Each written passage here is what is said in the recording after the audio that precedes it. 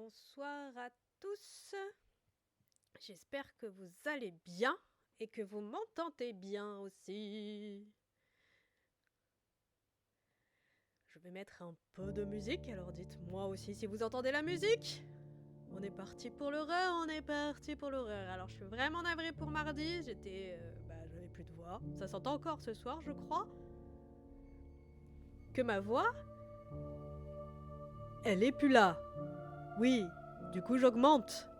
J'augmente ma voix. Est-ce que ça va mieux? Est-ce que vous entendez la musique aussi? Peut-être que si moi je mets le casque, ça irait mieux.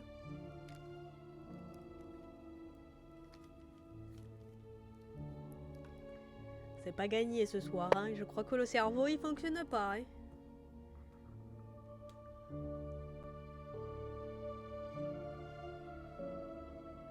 Alors, vous entendez la musique un petit peu. Est-ce que vous entendez ma voix?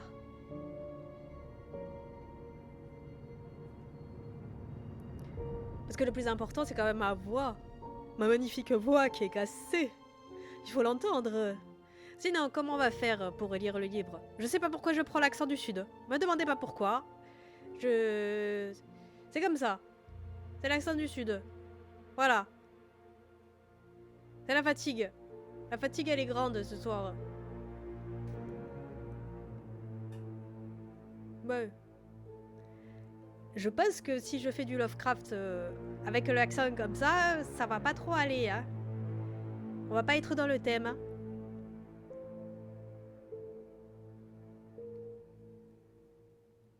Vous imaginez? La voix un petit peu mieux. Ah, on est mieux. On est mieux sur la voix.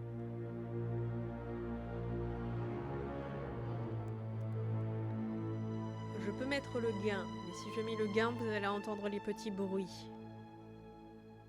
Et surtout, vous allez entendre quand je vais tousser. Voilà, j'arrive pas à me débarrasser de mon accent. Je suis désolée. Bon, est-ce que vous avez passé une bonne semaine?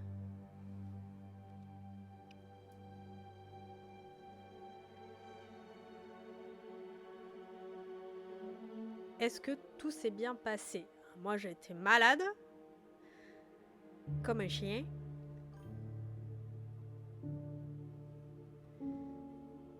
Ah, eh ben, je fais l'auto-level. Là, ça devrait être mieux. Là, ça devrait être mieux pour la voix.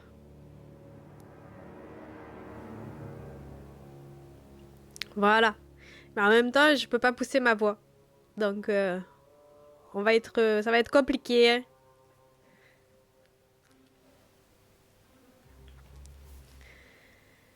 Alors, bonjour à tous. Bonjour à ceux qui nous regardent sur YouTube. J'espère que vous avez passé une bonne semaine. Et que vous êtes prêts à vivre l'horreur. Enfin, de survivre à l'horreur. Ok. Du coup, je n'ai pas regardé les règles avant. On va les découvrir ensemble. On va découvrir le livre tous ensemble. Et on va voir bien comment ça marche. Parce que jusque-là, enfin la dernière fois, on avait fait un Choose Toulouse, tout simple. Donc c'était un livre dont on est le héros des plus classiques, avec le fait qu'on choisit là où on veut aller. Mais là, c'est un peu plus élaboré puisque on va faire notre personnage. Donc là, on va créer notre personnage.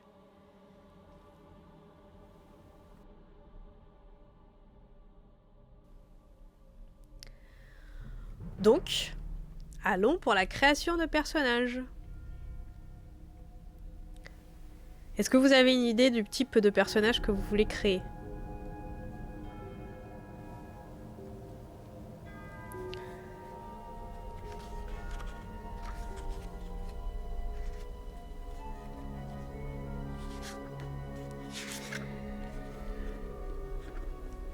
Alors, je vais vous lire le début.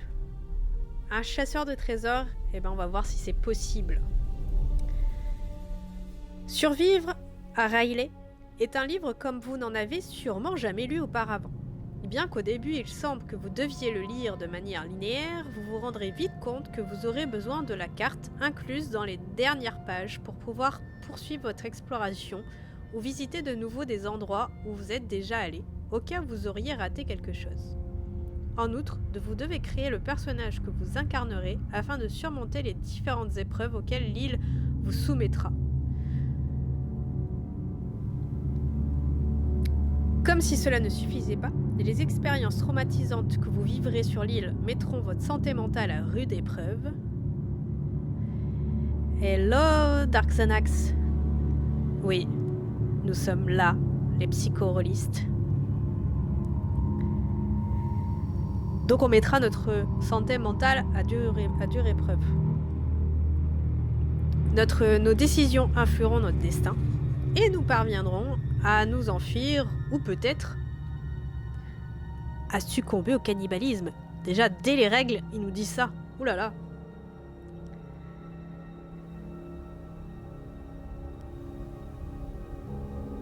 Donc, on commence au chapitre 1. Jusque-là, rien de nouveau.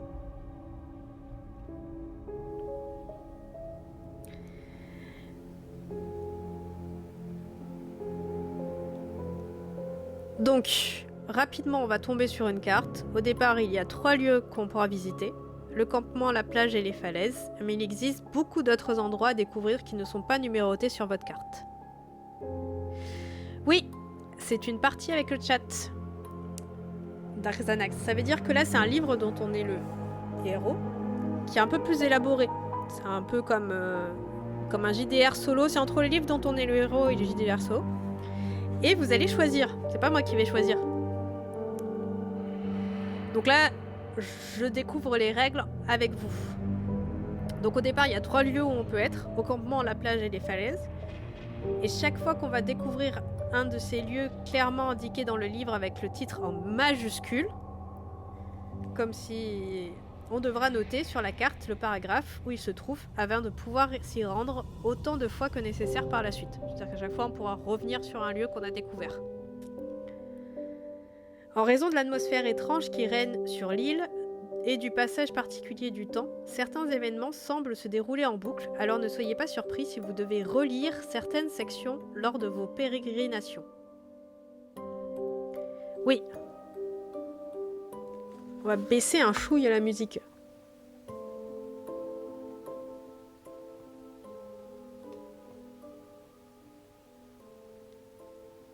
J'ai baissé un chouille à la musique. Je suis partie avec mon accent du sud et j'arrive pas à me l'enlever.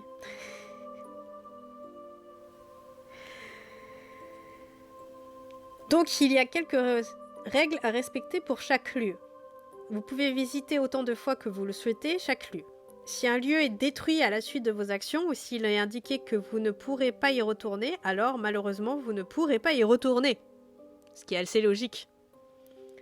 Rayez-le de la carte. Tous les objets et un éventuel indice que vous n'aurez pas récupéré seront perdus. Si vous éliminez un adversaire dans un paragraphe, il est, sauf indication contraire, définitivement vaincu.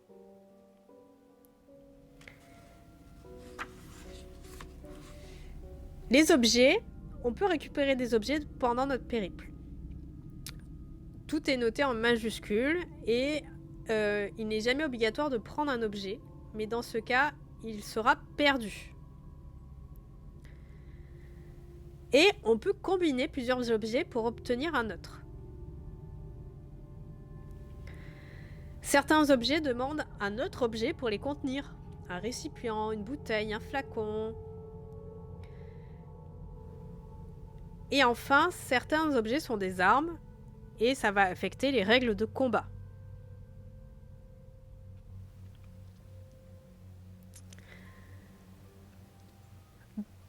Du coup, on a 2 zones d'inventaire dans notre fiche personnage et un de ces objets, on peut les laisser au campement. Au cours de l'aventure, on proposera souvent de retourner au campement, généralement lorsque on a terminé d'explorer un lieu. mais ce n'est cependant jamais une obligation. Le campement est le seul endroit à peu près sûr de l'île. Il est parfait pour élaborer vos stratégies, vous reposer et stocker des objets. Depuis le campement, vous pouvez vous rendre directement au paragraphe de n'importe quel lieu découvert sur votre carte. En fait, vous pouvez rentrer au campement quand vous le souhaitez, notamment lorsque la situation est particulièrement critique, en respectant cependant 2 contraintes. Vous devez être en extérieur, donc si vous êtes dans des grottes, perdues dans un labyrinthe, pris dans un piège ou à l'intérieur d'un bâtiment ou d'un bateau, vous devez attendre de rejoindre l'air libre. Vous ne pouvez pas rejoindre le campement pour échapper à un combat ou avant d'effectuer un test obligatoire sans en connaître le résultat et en subir des éventuelles conséquences. Jusque-là, on est d'accord. Ok ? Ce n'est pas une promenade de santé. C'est un véritable cauchemar. Sur l'île Cadavre, il est probable que vous rencontrez une entité cosmique capable de vous dévorer instantanément ou d'altérer votre santé mentale si vous entreapercevez son essence. Et nous avons introduit quelques règles supplémentaires pour vous aider à survivre dans votre voyage pour stopper l'avènement de celui qui attend dans les profondeurs. À côté de votre personnage, d'autres personnes vont survivre et vous pourrez même rencontrer des naufragés sur l'île. Dans votre passeport d'aventurier, vous devrez tenir le compte des survivants qui vous accompagnent. Ils sont très utiles à bien des écarts. Ils vous aident lorsque vous êtes dans le campement, mais vous pouvez surtout emmener un survivant et un seul. On n'a qu'à le droit qu'à un seul ami. C'est comme l'appel à un ami, mais là on a le droit qu'à un seul ami avec nous. Avec vous lors de vos explorations. Attention, cependant, car si à un moment donné, le nombre de survivants atteint 0, vous devez vous rendre immédiatement au paragraphe 277. Donc si on a décidé de tuer tout le monde, il nous arrive un truc. Emmener un survivant vous permettra de ramener des objets. À tout moment, vous pouvez décider de laisser le survivant rapporter au campement des objets que vous voulez mettre en sécurité. Cependant, vous ne pourrez pas les utiliser tant que vous ne les aurez pas récupérés, ce qui paraît logique, hein. Vous aidez durant les combats tant qu'il y a un survivant avec vous. Vous bénéficiez d'un bonus de +1 à votre force d'attaque durant les combats. Mais la règle la plus importante est que vous pouvez le sacrifier. On peut le sacrifier, dis donc. Qui veut sacrifier un survivant ? Dans certains paragraphes, on vous indiquera que vous pouvez sacrifier un survivant pour obtenir un avantage. Vous perdrez sûrement de la santé mentale en le faisant. Par ailleurs, si un combat vous semble impossible à gagner ou s'il s'avère trop difficile, vous pouvez sacrifier un survivant volontairement. Si vous le faites, vous perdez 5 points de santé. Mais vous aurez remporté cet affrontement et tous vos ennemis seront considérés comme étant vaincus. Ok. Alors en fait, on peut vraiment choisir soit de faire le bien, d'essayer de sauver le plus de monde possible, ou on peut faire les salauds et sacrifier pour essayer de survivre. Voilà. Je sais pas ce que vous allez décider. Au niveau du repos, quand on est au campement, on peut se reposer et effectuer un test de survie. À ce moment-là, on lance 2d6. Alors tout se fait avec 2d6, hein. Et si le résultat est strictement inférieur au nombre de survivants restants, il ne se passe rien. Mais si le résultat est supérieur ou égal,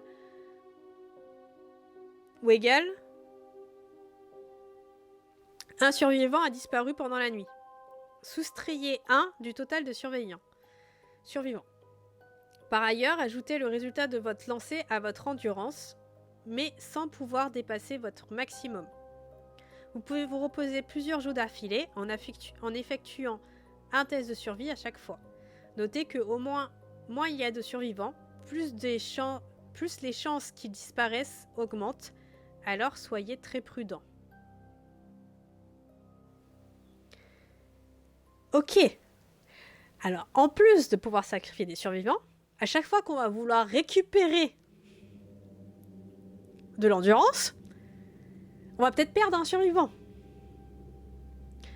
Salut Jess, j'espère que tu vas bien. Le chat. C'est pas une partie de plaisir là qu'on va commencer. Allez, on va commencer la création de personnages. Est-ce que vous êtes prêts?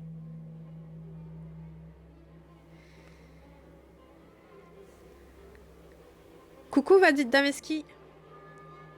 Oui, ça va Jess. À part ma voix qui part complètement live. Donc j'espère qu'elle va tenir tout le temps du live. Merci. Mais c'est pas gagné là. Vraiment. J'espère que tu vas bien Daviski aussi. Et vous tombez bien pour la création de personnages. Pour survivre sur l'île, même si vous êtes le protagoniste principal de cette histoire, vous incarnez un aventurier défini par son passeport d'aventurier. Dans les pages suivantes, nous vous expliquons comment créer votre avatar personnalisé. Votre aventurier est défini par 3 caractéristiques. Le physique, qui englobe à la fois votre force et votre dextérité. Cette caractéristique est utilisée pour résoudre les tests qui nécessitent l'utilisation de vos capacités athlétiques et de votre coordination. Qu'il s'agisse d'enfoncer une porte, d'escalader un mur ou de faire des tours de passe-passe. Elle est définie par une valeur de départ comprise entre 7 et 12. Plus votre caractéristique est élevée, plus vous aurez de chances de réussir des tests associés. Oui, Daviski. Vous allez pouvoir choisir ensemble. Le mental englobe à la fois votre intelligence, vos connaissances et votre capacité de concentration. Cette caractéristique est utilisée pour réussir les tests qui nécessitent l'utilisation de vos méninges ou de vos astuces, qu'il s'agisse de se souvenir d'une date, de chercher un indice ou d'utiliser une compétence de votre profession. Elle est définie par une valeur comprise entre 7 et 12. Plus votre caractéristique est élevée, plus vous aurez de chances de réussir les tests associés. L'endurance. Il s'agit de votre capacité à résister à la douleur, à la maladie et à éviter la mort. Plus cette caractéristique est élevée, plus il est difficile de vous tuer. Elle est définie par une valeur comprise entre 14 et 24.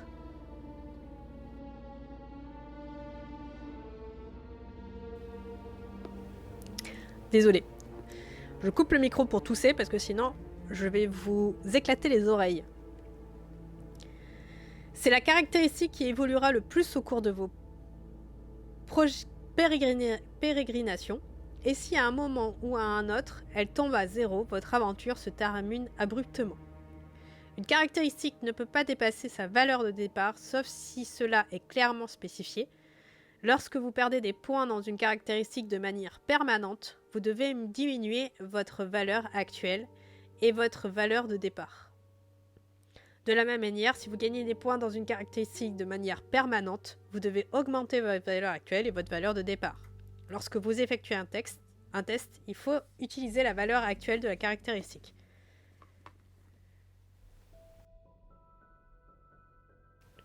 Donc, on est pas mal. Donc on a physique, mental, endurance. Les professions. Alors, il faut d'abord choisir les professions. Vous devez choisir une profession pour votre aventurier qui permet d'avoir accès à une, voire 2 compétences. Ça, on aime les compétences. Lorsque votre personnage a besoin d'utiliser une compétence, il doit effectuer un test de caractéristiques mentales.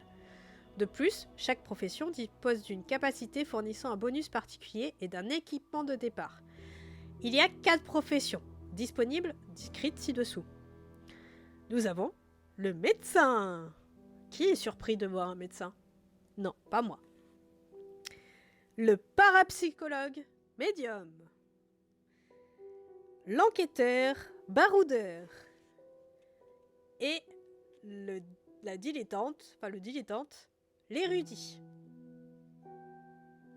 Ok. Je suppose que vous voulez les caractéristiques des professions? Ou est-ce que vous voulez choisir comme ça, sans savoir? Juste au feeling? Ça peut être intéressant que vous choisissiez au feeling.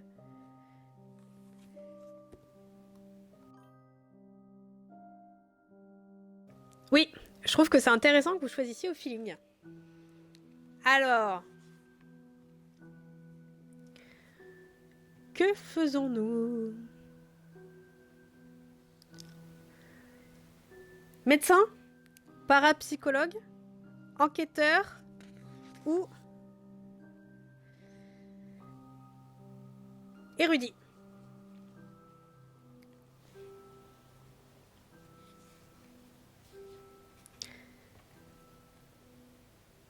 Alors, je peux vous faire un sondage si vous voulez.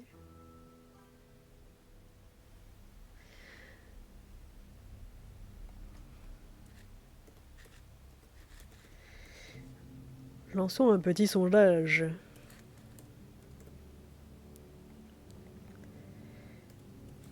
Je mets médium au lieu de parapsychologue parce que c'est trop long à écrire.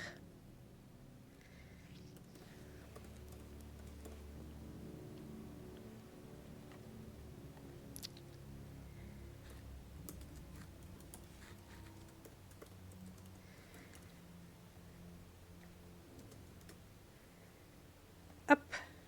Voilà.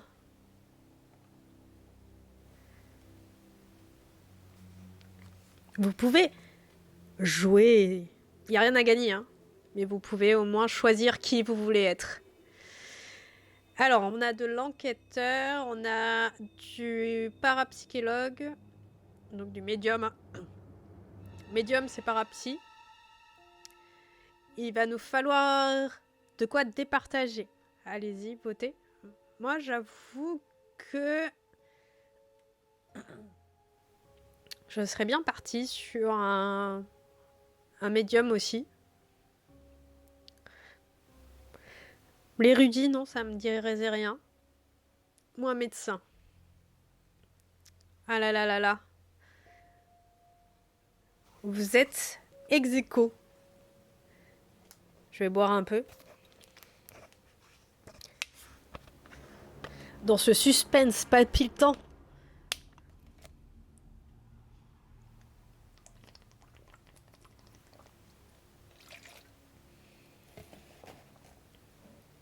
De savoir qui on va jouer.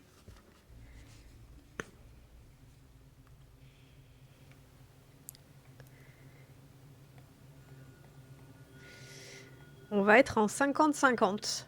Donc c'est moi qui vais départager.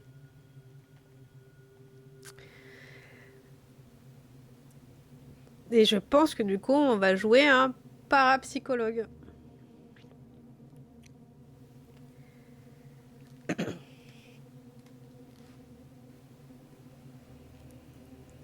Il nous reste 10 secondes.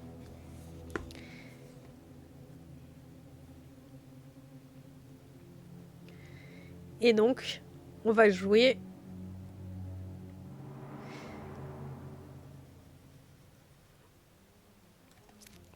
On va être obligé de vous départager. Donc, on va jouer un parapsy.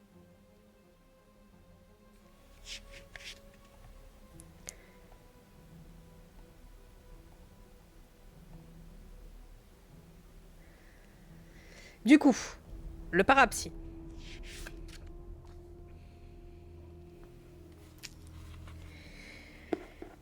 Cette profession permet d'utiliser la compétence mysticisme pour prédire l'avenir ou enquêter sur des événements paranormaux. La capacité, quand vous récupérez de la santé mentale, vous gagnez 2 points de plus. Ça, c'est plutôt bien. Et l'équipement, c'est une dague rituelle, peut être détruite à tout moment pour relancer un jet de dés. On peut détruire notre dague pour relancer un jet de dés. Je vais vous dire quand même ce que c'est l'enquêteur. Et puis on verra s'il y en a qui changent d'avis. Enquêteur baroudeur, cette profession permet d'utiliser la compétence investigation pour résoudre des énigmes ou découvrir des objets cachés. La capacité, à chaque fois que vous faites un test de caractéristiques physiques, vous pouvez soustraire 1 au résultat obtenu des dés. L'équipement, pistolet calibre 38 et 4 munitions. Est-ce que certains changent d'avis dans le chat? Puisqu'on avait un équilibre.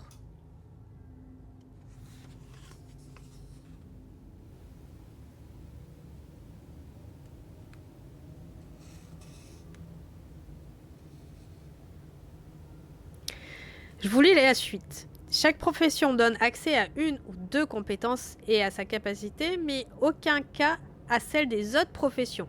Ainsi, si au cours de la partie on vous demande de faire un test de médecine, vous ne pourrez le réussir que si votre aventurier est médecin ou érudit, et en ayant choisi cette compétence. On considère que les autres aventuriers échouent automatiquement car ils ne possèdent pas les connaissances requises.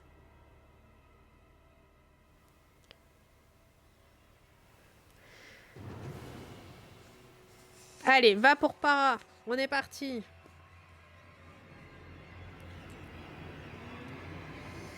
Donc, je me marque juste la compétence. Parapsy. La compétence mysticisme.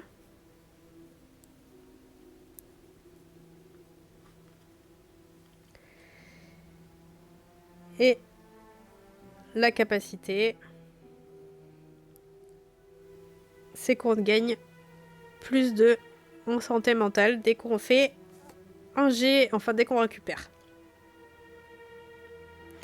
Et on a une dague rituelle.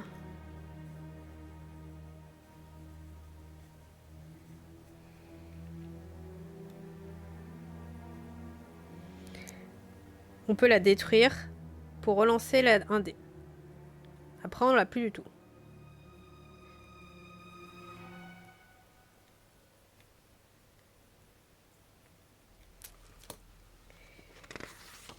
Voilà notre profession. Nous sommes parapsychologues. Déterminons nos caractéristiques. Physique et mental, un aventurier commence avec une valeur de base de 7 dans chacune d'elles. En endurance, un aventurier commence avec une valeur d'endurance de base de 7 plus sa valeur finale de caractéristiques physiques.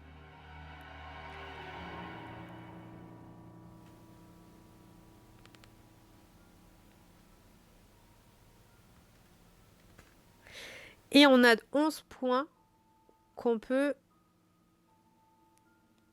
pour améliorer nos caractéristiques.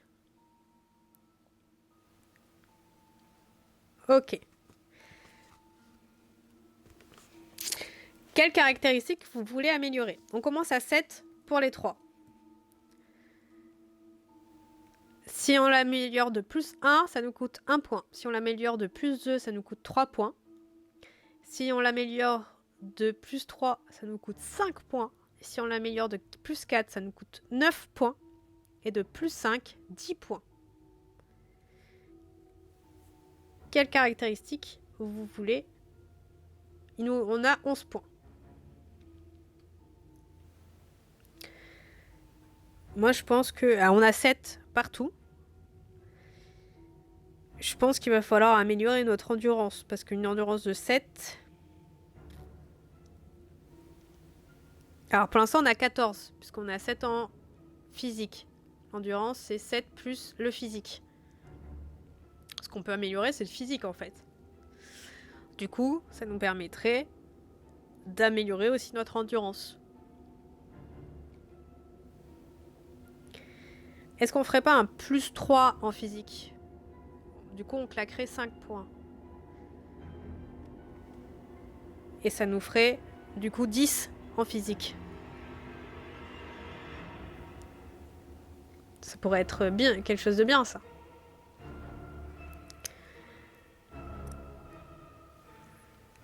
Il nous reste, du coup, 6 points à utiliser.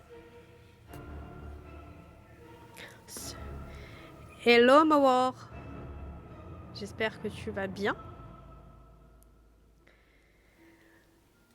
Donc, on a 6 points à utiliser. Pour améliorer, on est en train de faire notre fiche personnage. Donc, on a amélioré notre physique.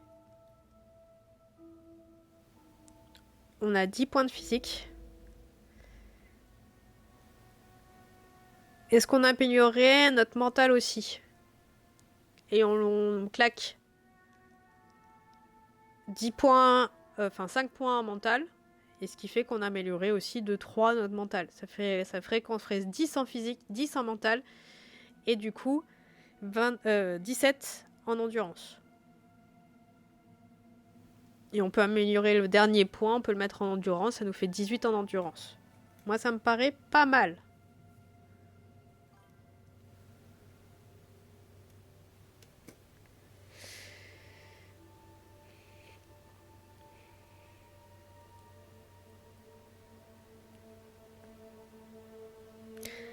On a un personnage assez équilibré. On a 10 et 10.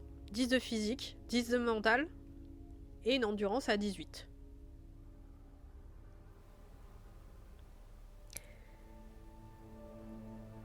Maintenant, comment voulez-vous l'appeler? Quel est son nom? Donnez-moi des idées de nom. Et comme ça, je continue à vous lire le reste. Et pour l'instant, vous me donnez des idées de nom sur le chat. Comme ça.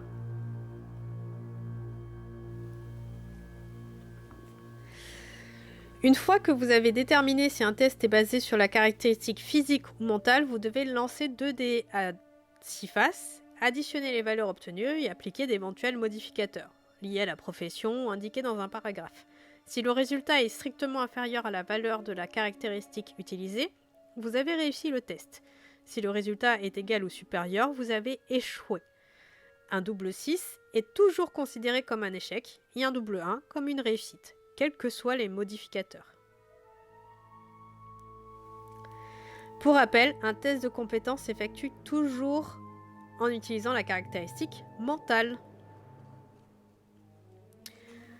Du coup, en fait, là, il faut faire des petits scores.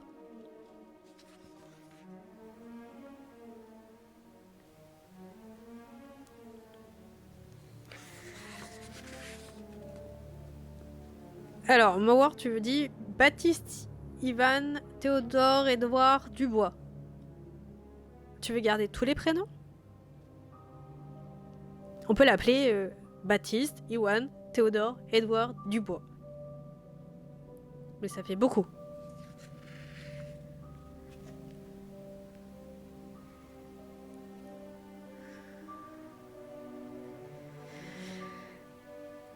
Alors là, il nous donne un exemple de test. Hein. Il a assez bien fait le livre. Hein.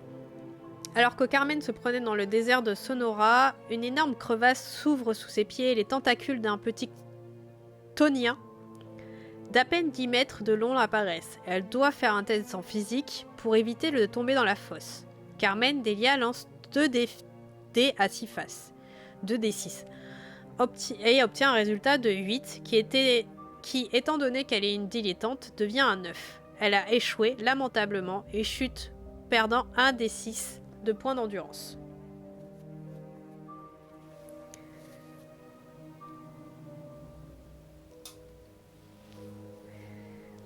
Mince.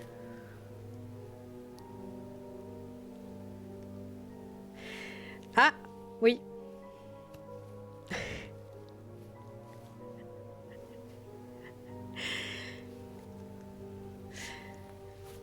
Oui, oui. C'est une bonne Black Mawar. Mais je suis pas très... j'ai pas un cerveau qui capte vite les blagues. Donc n'hésitez pas à me les redire et à me les refaire parce que c'est un peu lent. J'ai un cerveau lent. Alors je m'envole pas encore avec mon cerveau, mais ça peut aller.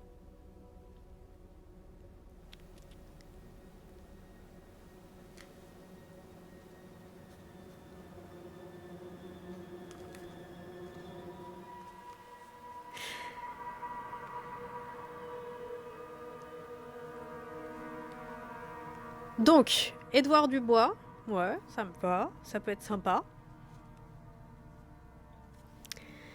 Je vous lis la fin de l'exemple. Le fémur de Carmen se brise en 3 morceaux et lui transperce la cuisse et elle doit faire un test de compétence de médecine, caractéristique mentale pour se soigner. Cette fois, le résultat est un 5, qui devient un 6 puisqu'elle est dilettante. Elle réussit son jet et pose une attelle de fortune sur sa jambe qui lui permet de regagner un point d'endurance. Si elle avait été médecin, elle aurait récupéré 4 points d'endurance grâce à sa capacité.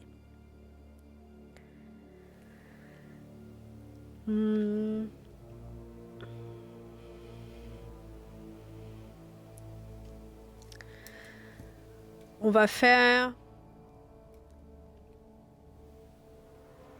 Allez, je vais faire un mélange des deux. Et on va l'appeler Édouard Rochelle.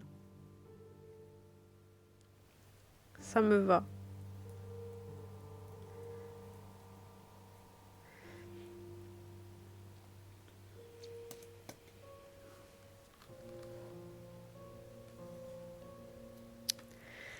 On arrive au paragraphe de la santé mentale. L'esprit humain n'est pas préparé à certaines connaissances. Les rencontres avec les êtres terribles qui habitent l'île et les expériences traumatisantes que vous subissez sur cette île de cauchemar auront raison de vous physiquement, mais aussi mentalement. Sur votre passeport d'aventurier, une jauge de santé mentale permet de suivre votre force de volonté qui vous aide à faire face à ces phénomènes inexplicables sans vous effondrer. Vous commencez avec une valeur de départ de 77 points de santé mentale. Au cours de l'aventure, cette valeur variera souvent. Vous perdez souvent de la SAN lors des combats et des rencontres avec des créatures originaires d'autres plans. Vous trouverez une indication dans leur profil ou sous le format suivant SAN-X, où X est le nombre de points de santé que vous perdrez en les rencontrant. Chaque fois que vous affrontez un ennemi qui vous fait perdre de la SAN, vous devez soustraire le montant à votre total actuel au début de la rencontre. Si vous affrontez plusieurs créatures similaires à la fois, une seule créature vous en fera perdre. Certaines créatures particulièrement effrayantes font perdre des points de santé à chaque round de combat. Oh là là. Oui, je vais m'en occuper pour la prochaine fois. Et en fait, en vrai, je voulais préparer une fiche personnage que on aurait pu remplir ensemble. Mais j'ai été malade. Comme un chien. J'ai dû annuler le live de mardi. Donc j'en suis navrée. Mais je pense que pour la prochaine fois, je ferai un fichier qu'on pourra remplir ensemble. Et comme ça, vous verrez la fiche de santé mentale, enfin de la fiche de notre personnage, donc de Edouard, ensemble.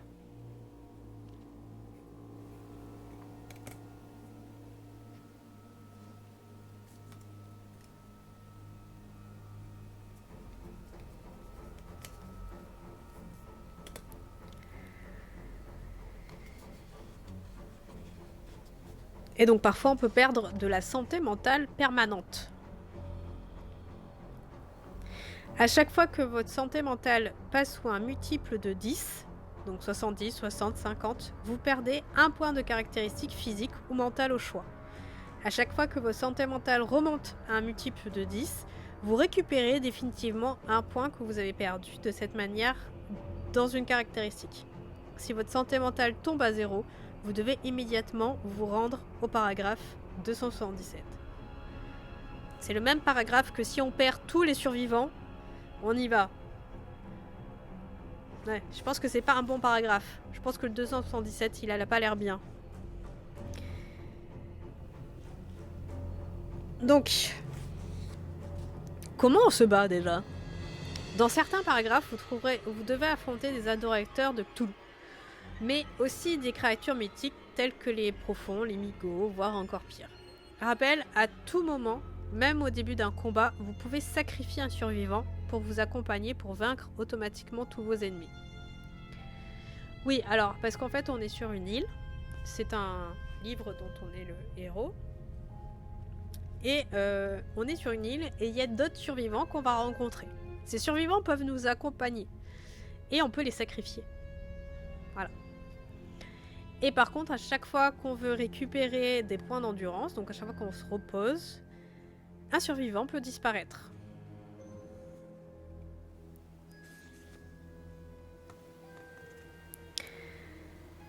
Donc les adversaires ont des caractéristiques de force, d'endurance, de santé mentale qu'on peut perdre.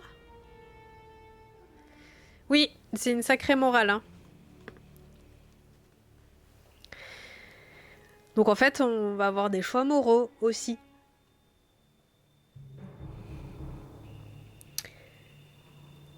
Et le combat, du coup, on note les caractéristiques de notre adversaire sur la feuille. On diminue notre santé mentale si nécessaire de la valeur indiquée. Et on lance 2d6 et ajouter notre caractéristique physique. C'est notre force d'attaque. Si on a un survivant avec nous, on ajoute un +1 à cette valeur. Et on lance un autre 2d6 et ajouter la force de votre ennemi. C'est sa force d'attaque. Et si cette force d'attaque est supérieure, si notre force d'attaque est supérieure à la sienne, on blesse notre adversaire. Si elle est inférieure, il nous blesse. Si on blesse l'adversaire, il perd 1 point d'endurance. Et si on est blessé, on perd 2 points d'endurance. Oh vache!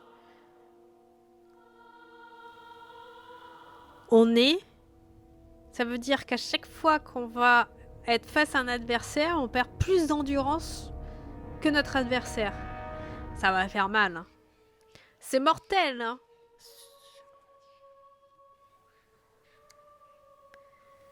C'est mortel.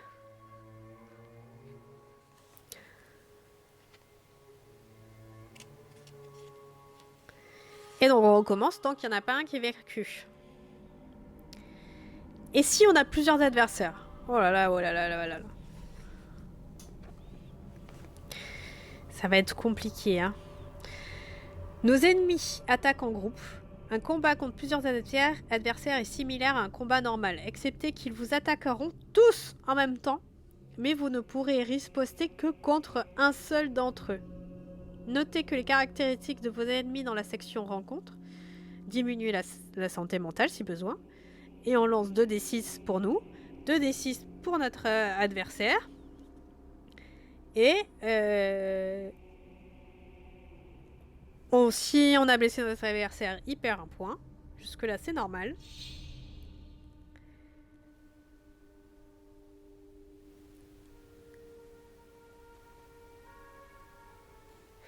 Et si on est blessé, on perd 2 points d'endurance, sauf si une attaque spéciale spécifie un autre montant pour chaque adversaire qui dépasse votre force d'attaque.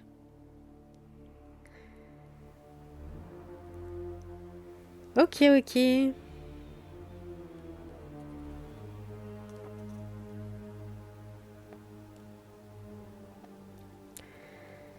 Donc à chaque fois, on lance 2d6 pour tous les adversaires, enfin pour nous et notre adversaire. Et à chaque fois, donc il n'y en a qu'un seul qu'on peut blesser. Et les autres, c'est juste pour savoir s'ils nous touchent ou pas.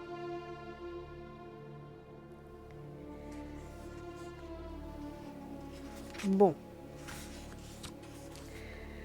Heureusement, on a des armes. Donc, les règles des armes s'appliquent aux objets qui peuvent être utilisés comme tels. Tant que vous en avez une sur vous, vous pouvez vous en servir pour faire perdre 1 point d'endurance supplémentaire à votre ennemi lorsque vous le touchez. Donc les armes à feu, elles sont particulièrement efficaces, mais il faut dépenser des munitions. Si au cours du jeu, vous trouvez des armes à feu et les munitions associées, vous pouvez les utiliser de manière suivante. Pour l'instant, on n'a pas d'armes à feu.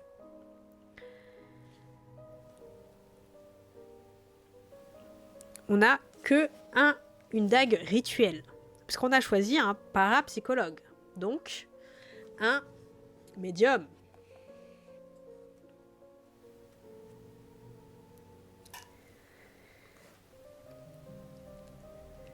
Conseil.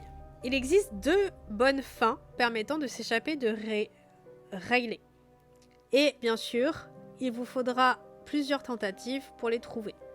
Vous devrez explorer toute l'île pour récupérer les objets nécessaires si vous voulez atteindre vos objectifs et souvent vous battre ou utiliser votre intelligence pour éviter un affrontement. Nous vous recommandons de prendre des notes, d'être prudent dans vos prises de décision, d'utiliser votre campement pour stocker des objets ou vous reposer, sans oublier la possibilité qui vous est offerte de sacrifier un survivant. Pour ça, Ils le disent beaucoup de fois quand même, hein, qu'on peut sacrifier un survivant. Parfois, vous pensez qu'un objet n'existe pas dans le livre, peut-être que c'est effectivement le cas, ou peut-être qu'il s'obtient en combinant plusieurs objets ou en accédant à des sections cachées. Observez bien les illustrations, ne désespérez pas, demandez de l'aide ou écrivez-nous si vous trouvez qu'un défi est trop difficile à relever. Nous espérons que survivre à Riley constituera une aventure stimulante pour vous, et si vous survivez, peut-être que nous nous reverrons dans un prochain tome de la série. Ah ah. Voilà. C'était toutes les règles. Mowar, tu dis, je propose de transformer cette campagne en BR. Heureux, Melianor. Je sais pas ce que c'est le BR. Les initiales de quoi? Je suis une noob. En Battle Royale. Ah oui. Oui, ça je connais par contre, Battle Royale. Donc Melianor, on a appelé notre personnage Edward Rochelle. Et on a fini de lire notre comment se battait. Sachant que nos adversaires perdent 1 point d'endurance, Boris aurait été plus drôle.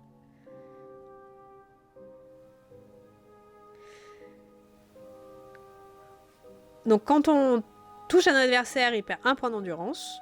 Quand il nous touche, on perd 2 points d'endurance. Sauf qu'on a une dague. Donc une dague, il perd 1 point d'endurance de plus, donc ça va. On est à égalité. On est à 2 et 2. Ok.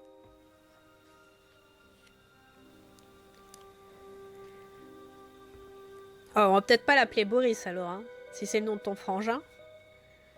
Parce que le pauvre... Est-ce que vous êtes prêts? Est-ce que le chat, vous êtes prêts à survivre à l'horreur?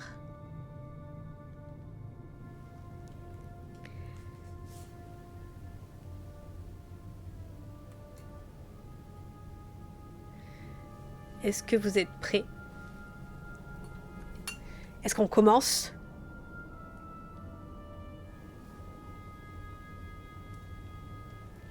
Let's go! Il n'y a pas si longtemps.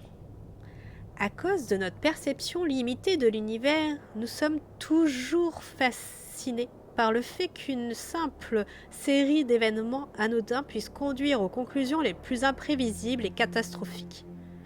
L'apparition d'un paquet dans votre vie que personne n'avait réclamé au bureau de poste fut ainsi le point de départ d'un périple qui vous a entraîné, rien que ça, jusqu'à Ponap, une île perdue au milieu de l'océan Pacifique. Vous vous souvenez, comme si c'était hier, du moment où vous avez découvert ce fameux colis crasseux, étrangement graisseux, adressé à un certain docteur Jonathan Doe, vivant à Arkham, dans le Massachusetts. Sans indication concernant l'expéditeur, le courrier était assurément destiné à votre nouvelle adresse dans la cité ancestrale où les derniers rois d'Amérique ont bâti leur empire avant l'arrivée des sorcières et des lutins.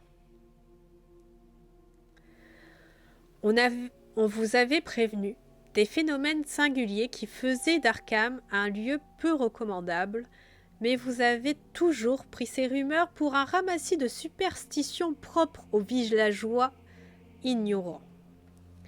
Seules 2 options s'offraient à vous. Laisser moisir le paquet dans les entrepôts de Lane Street ou le conserver. Vous vous souvenez très nettement de votre trajet depuis la gare, le colis sur le bras, la tête pleine de passionnantes spéculations et interrogations.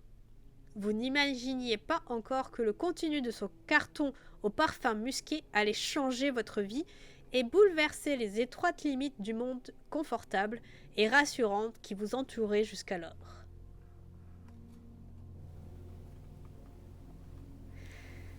Comme quoi, ne récupérez pas les colis dont vous ne connaissez pas l'origine. Sitôt rentré chez vous, dans le quartier de Capitol Hill, C'est avec une angoisse certaine que vous avez sorti de son emballage un livre d'aspect très ancien. Ces pages usées, presque transparentes, menaçaient de tomber en poussière à chacun de vos mouvements, et l'odeur ophidienne, féreuse, qui s'en dégageait saturait tant vos sens que vous ne songiez même plus à sa valeur potentiellement inestimable. Pendant des jours, qui n'ont pas tardé à se changer en semaines, vous êtes laissé absorber par des diagrammes incompréhensibles, les formules indéchiffrables et surtout les terribles illustrations que l'ouvrage renfermait. Bientôt, les êtres inconcevables aux noms imprononçables qui étaient décrits, créatures sorties de l'imagination des malades mentaux, et les aberrations impossibles commises en leur nom se sont mises à peupler votre quotidien.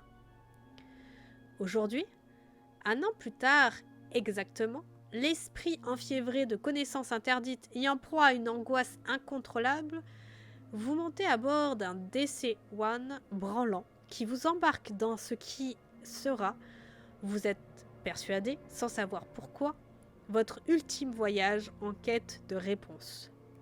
Bientôt, vous laissez derrière vous le dangereux archipel de Malacca et ses mers infestées de pirates.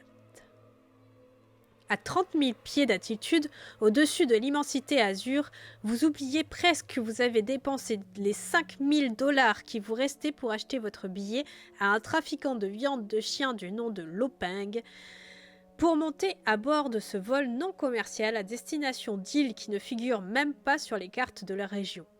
Entouré de chèvres et de cages à poules, vous vous laissez aller contre le dossier de votre siège inconfortable. Ce fichu coucou se déplace comme s'il volait avec un seul moteur, une possibilité qui, à la réflexion, semble tout à fait possible. Au cours de cette année consacrée à l'étude du vieux grimoire, vous avez appris de plus en plus long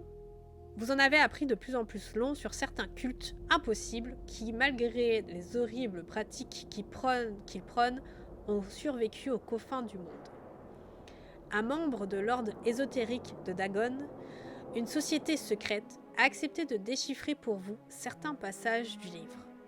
Il vous a révélé qu'il s'agit d'une copie fragmentaire de différentes œuvres ésotériques comprenant quelques extraits du livre d'Eibon, une traduction approximative de plusieurs versets des manuscrits pnacotiques et, plus intéressant encore, un chapitre authentique de l'infâme Necronomicon d'Abul Alzareth.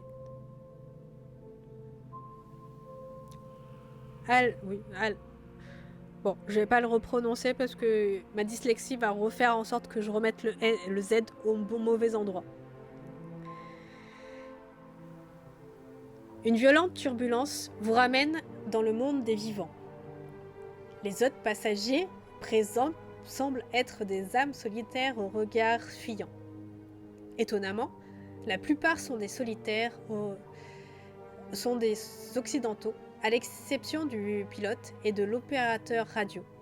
Deux Malais qui se disputent dans leur langue sans se soucier d'effrayer le reste de l'assemblée.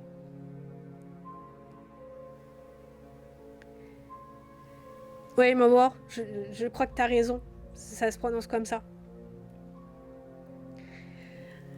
D'après les auteurs de légendes aéronautiques, la zone que vous traversez s'appelle le vortex du triangle du dragon. On raconte que navires et avions y disparaissent sans laisser de traces. Vous n'êtes pas le seul à avoir peur. Votre aéronef compte à son bord 13 passagers. Les 2 membres d'équipage sus-mentionnés, une 50aine de poules qui caquettent de toute la force de leur gosier duveteux, ainsi que 2 chèvres qui se promènent librement dans l'allée et le koptiki. Dehors, la nuit commence à tomber. L'une des journées les plus chaudes et les plus humides que vous ayez jamais vécues cède à la place à un ciel gris et orageux. Tout à coup, un nuage aussi noir que la nuit du Tartare engloutit le coucou. Ni une ni deux, L'un des passagers les plus désagréables se lève pour se diriger vers le cockpit en chancelant comme un ivrogne. Il est vêtu d'un imperméable crasseux, et lorsqu'il passe près de vous, vous remarquez l'infecte puanteur qu'il dégage. Contrarié, vous regardez par le hublot lorsqu'un éclat illumine brusquement la carlingue de l'appareil. Un nuage de la taille d'une montagne gigantesque tourbillonne et s'agite avec fureur. Sa surface est hérissée d'éclairs scintillants qui grouillent comme autant d'asticots sur un cadavre desséché. Le phénomène est à la fois terrifiant et magnifique. Vous profiterez sûrement du spectacle si ce nuage ne vous fonçait pas droit dessus.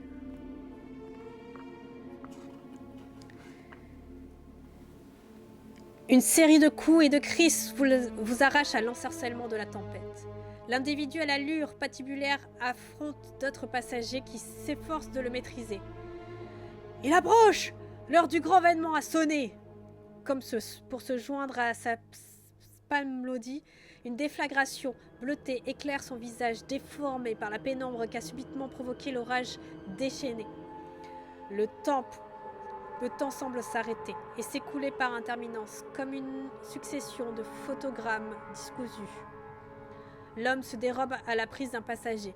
Un des pilotes se lève et commence à hausser le ton. C'est alors que l'important sort un long couteau à la lame ondulée.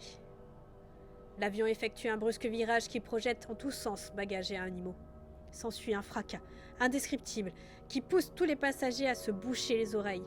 Une aile se détache pour s'envoler en tourbillonnant à toute allure. L'appareil part en vrille et votre estomac se retourne si brutalement que vous suffoquez presque. Mais ce n'est rien comparé à l'impressionnant craquement qui retentit aux rafales qui vous balayent quand la queue du DC-1 est violemment arrachée. Plusieurs passagers sont frappés par la furie du vent. Étouffés par le tourbillon dévorant, leurs cris ne sont guère que des grimaces sur leurs visages terrifiés. La chute se change en spirale insoutenable. Bientôt, le manque d'oxygène et la panique sont tels que tout devient noir. Et c'est là que le cauchemar commence. À votre réveil, tout est calme. Peut-être même un peu trop. Vos mains sont couvertes de sang et vous avez grande peine à assimiler tout ce qui s'est passé. En jetant un regard alentour, vous n'éprouvez que de l'horreur. Après la vue, l'odorat est le premier sens que vous retrouvez. Vous captez un puissant arôme de salpêtre et d'essence. Quant au parfum habituel de la mer, il est remplacé par une forte odeur d'algues en décomposition et de poissons pourris. Vous êtes entouré de cadavres, de blessés, de morceaux de fuselage et de plumes. Peu à peu, des sons vous parviennent et vous essayez de vous relever. Vous distinguez des cris lointains et étouffés, le fracas des vagues et un grincement métallique qui provient sans aucun doute de l'épave instable de l'avion. Et comme on maîtrise la compétence mysticisme, on continue au chapitre 13. Dites donc, c'est une arrivée en fracas sur cette île.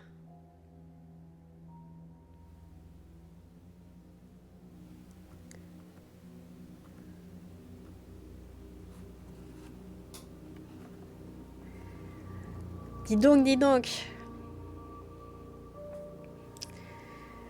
Alors non, il faut pas retrouver son gamin, Moro. Mais presque. Oui. On y va ? On continue la suite ? Alors déjà, comment vous trouvez le début ? Premier paragraphe. On est pas mal, hein ?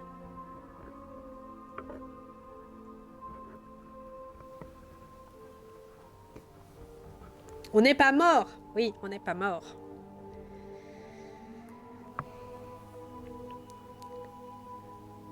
Vous êtes dans un tel état de terreur et d'hébétitude que vous n'avez qu'une chose à l'esprit, vous mettre à l'abri.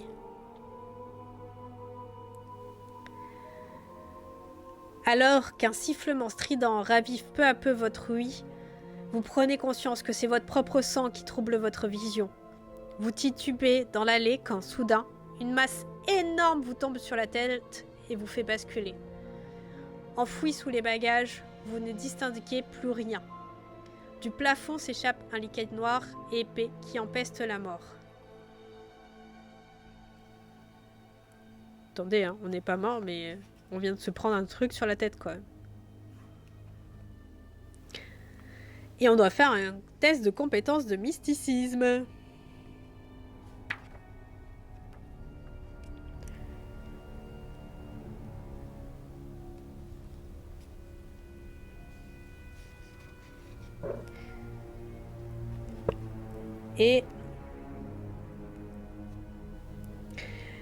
Et le poisson rouge que je suis, j'ai déjà oublié comment on faisait les tests. Enfin, comment on résolvait les tests, pas comment on les faisait. Hein.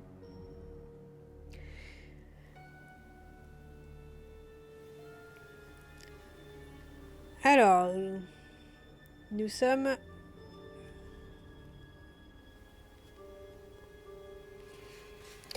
Si le résultat est strictement inférieur à la valeur de caractéristique utilisée, vous avez réussi le test. Si le résultat est égal ou supérieur, vous avez échoué.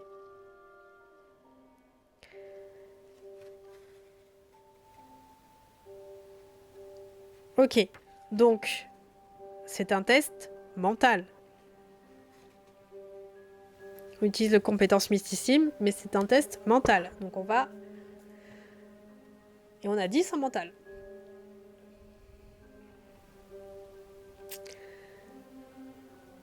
Bonjour Style, merci, même en lurk, je suis très contente.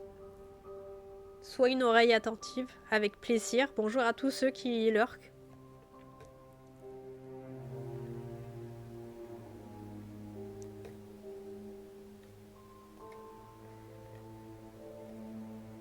Donc nous avons 10 en mental. Donc c'est un test réussi.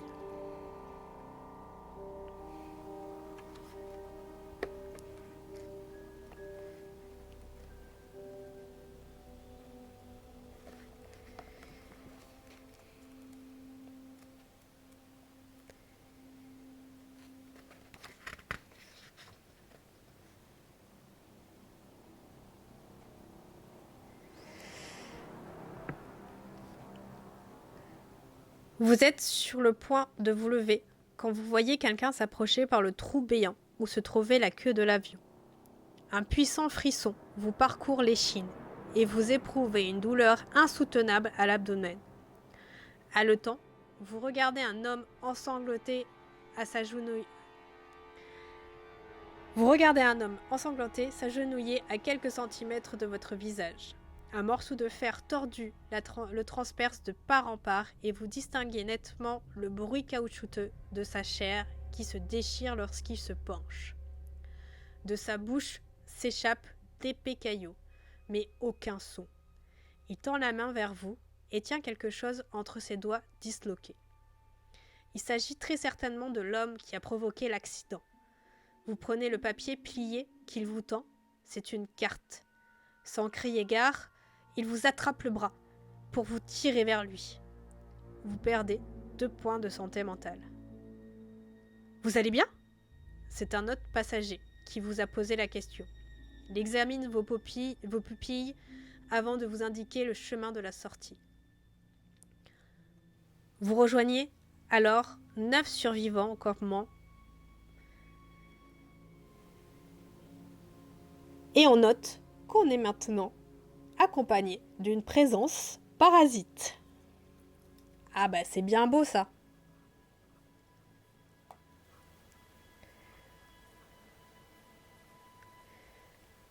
Donc il y a 9 survivants. On a 9 personnes à sacrifier. Moi. Bon, on est quand même parasité. L'aventure commence bien.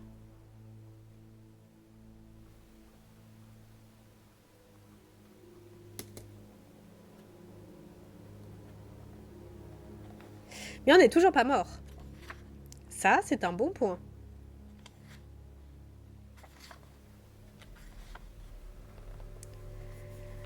Le campement. Grâce à ce que vous avez réussi à sauver dans l'avion et quelques pierres, vous montez un camp de fortune. Cet endroit n'a rien à voir avec les îles désertes idylliques dont parlent les livres. Vous n'y trouvez aucune végétation, hormis les immondes algues en décomposition qui jonchent toute la surface du sol de basalte aphanitique. Vous ne vous expliquez pas comment ces algues se sont retrouvées aux quatre coins de l'île. Se pourrait-il qu'elle ait été récemment immergée ? Le campement se situe à l'extrémité méridionale, tout près de la plage, au sommet d'une butte. À l'issue d'un tirage au sort, on vous confie le rôle d'éclaireur et de guetteur. Tirage au sort qu'on n'a pas participé, hein ? On n'a pas participé au tirage au sort, hein ? On est d'office le guetteur et l'éclaireur. Au camp, vous pouvez proposer et vous remettre de vos blessures. Si vous ne l'avez pas encore fait, vous pouvez vous adresser aux autres survivants ou bien explorer l'épave de l'avion. Alors le livre a des petits dessins. Et c'est très très très joli. Du coup, qu'est-ce que vous voulez faire ? Est-ce que on papote ? Ou est-ce que on va regarder l'épave de l'avion ? On va papoter. Papotons, papoti, papota. Je pense que c'est mieux de faire... on vient de vivre un truc un peu difficile. Je pense qu'il faut mieux se mettre des amis dans la poche.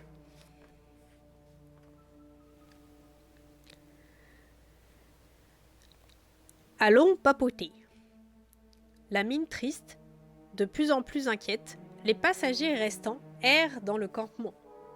Si personne ne vient vous sauver et si vous ne trouvez aucun moyen de quitter l'île, les ennuis ne vont pas tarder à arriver. Vous n'avez pratiquement pas de vivres et même si les blessés sont bien soignés, si l'un d'entre vous est victime d'une grave mésaventure, il ne survivra pas. Alors que vous marchez parmi les tentes, improvisées à l'aide des vestiges des bagages, de morceaux de fuselage et de sièges récupérés, vous remarquez que tous les regards se sont tournés vers vous. « S'il vous plaît, j'ai besoin d'aide !» supplie une jeune femme d'une vingtaine d'années, vêtue d'une longue robe rouge spectaculaire, pratiquement réduite en lambeaux. « Bon sang, on ne sortira jamais d'ici si on reste là à se tourner les pouces !» marmonne un rescapé qui ne cesse de transporter des pierres vers la plage. C'est un homme à l'allure robuste, vêtu d'un lourd imperméable et coiffé d'un chapeau enfoncé jusqu'aux sourcils, qui laisse à peine entrevoir son visage. Voulez-vous aller voir la jeune femme ? Ou parler à l'homme ? Ou choisir une autre option ? Vous avez 3 choix. Est-ce que cette jolie dame, à la robe déchirée, vous dirait quelque chose ? Ou est-ce que vous préférez parler à l'homme, à l'allure robuste et au chapeau enfoncé jusqu'aux sourcils ? De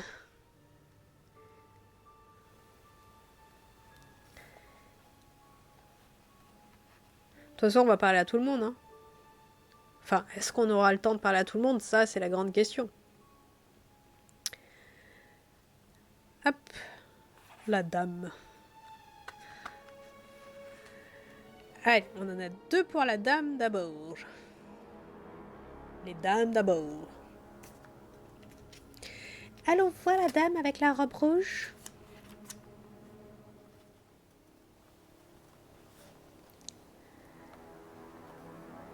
Avez-vous remarqué comme cette île est étrange ? Votre interlocutrice vous montre le ciel, puis l'endroit que vous avez choisi pour établir votre campement. Impossible de savoir depuis combien de temps nous sommes ici. Je ne sais même pas si c'est le jour ou la nuit. Cette île ne doit pas faire plus de 400 km² et son origine est sans doute volcanique. Mais elle est si ancienne que ce n'est pas humainement possible. Je pense qu'il vaut mieux nous rendre le plus vite possible en son centre et découvrir pourquoi tout est humide et couvert d'algues. Ou bien trouver un moyen de nous échapper? Nous n'allons pas tarder à manquer de vivres et de médicaments. Vous m'entendez? Vous acquiescez et vous faites une proposition intéressante. Je peux m'occuper du ravitaillement. Quant à vous, vous pourrez stocker ce que vous trouverez sur l'île ici en toute sécurité. Quand vous aurez besoin de quelque chose, vous n'aurez qu'à revenir le chercher ici. Laissant cette jeune femme fulminer contre l'étrange clarté du ciel, vous rentrez au campement.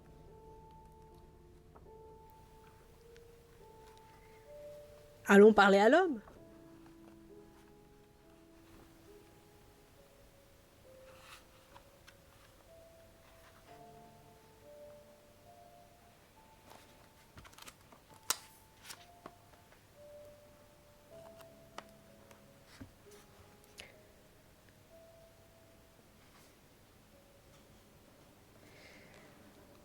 Elle nous a pas été très utile, la dame.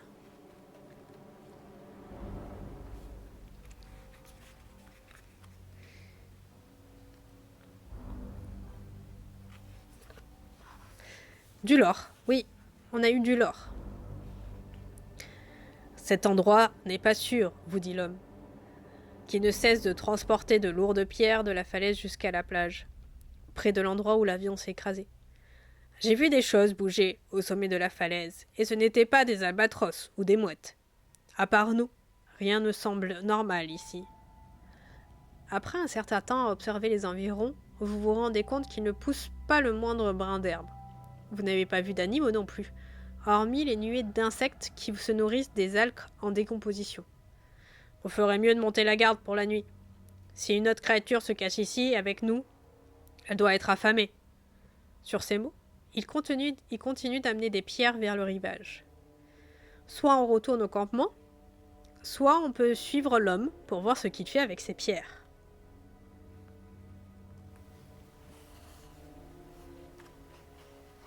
J'ai une vague idée de ce que vous allez choisir. Du coup, je prépare le paragraphe.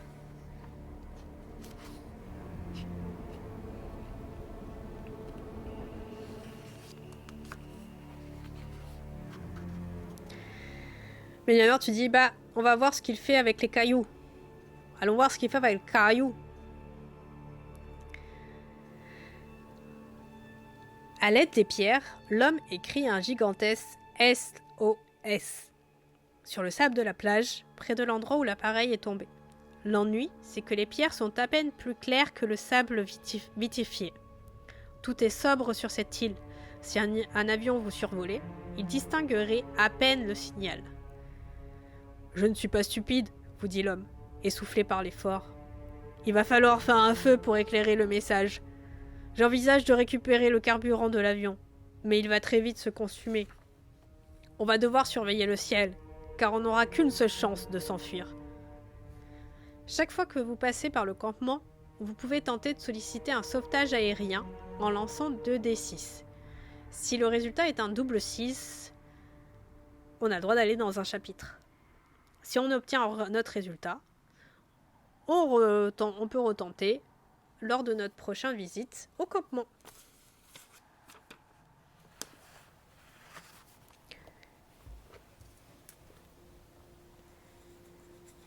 C'est plutôt sympa, non? Bon, est-ce que ça sera un vrai sauvetage aérien?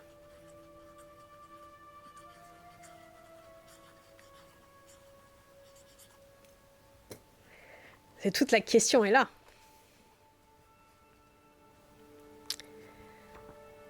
On retourne au campement. Je suppose qu'on va explorer l'épave de l'avion.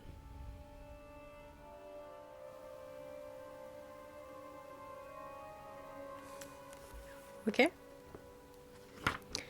On a gagné aussi la carte. Alors pareil.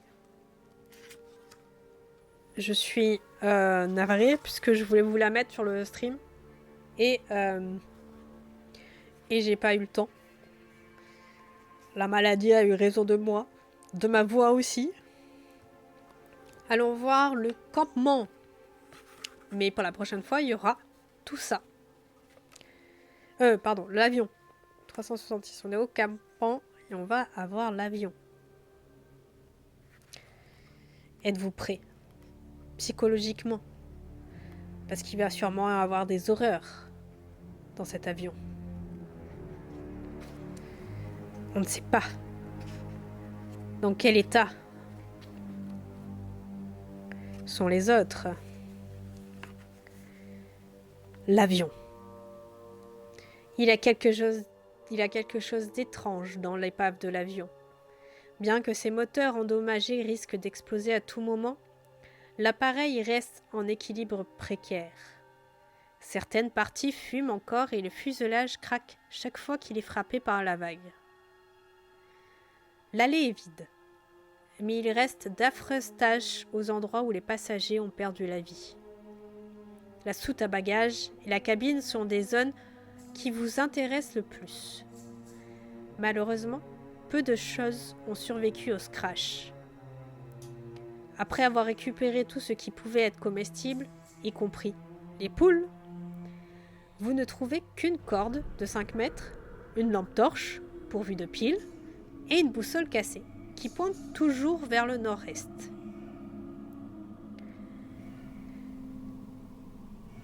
Et on peut regagner le campement.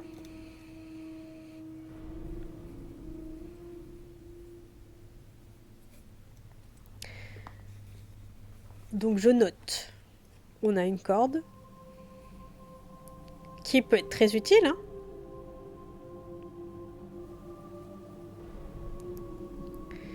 Une boussole cassée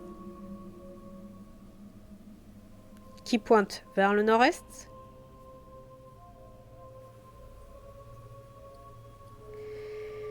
Et une lampe torche. Ça aussi, ça peut être utile, hein. Nice, nice, nice. On va retourner au campement. Et avant de vous retourner au campement, je vais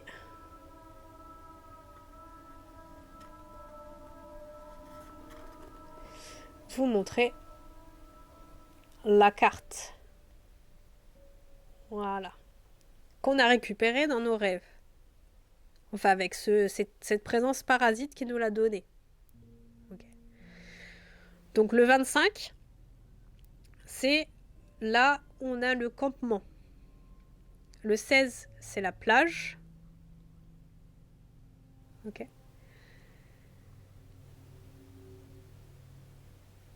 L'avion, on est en 366. Et les falaises, on est en 200 quelque chose. Tout le reste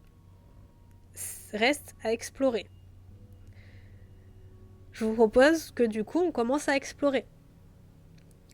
On peut peut-être aller à la plage ou aux falaises déjà.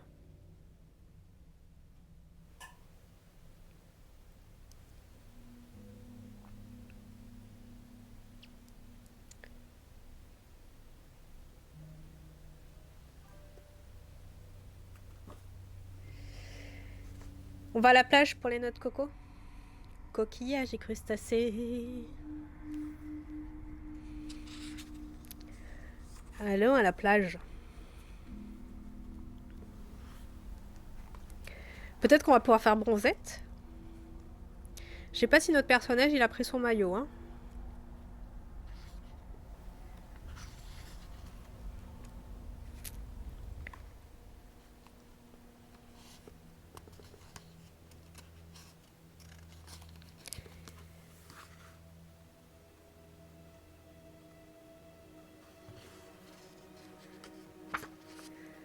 La plage.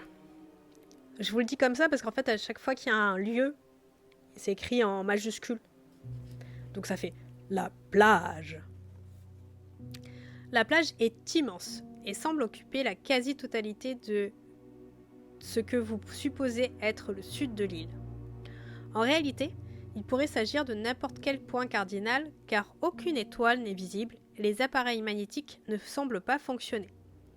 Vous vous trouvez face à un immense bras de mer d'environ 8 km de long. Derrière vous, s'élève une zone légèrement en hauteur, au flanc en terrasse. C'est là que vous avez établi votre campement. À votre droite se dresse un immense éperon rocheux dont la forme curieusement géométrique vous rappelle les tuyaux d'un orgue. À gauche meurent les vagues d'une mer étrangement calme, presque immobile. Si vous souhaitez vous approcher de l'eau pour longer la côte, allez au 418. Si vous préférez vous enfoncer un peu plus dans les terres et progresser parallèlement à la falaise, dites-le moi, on ira.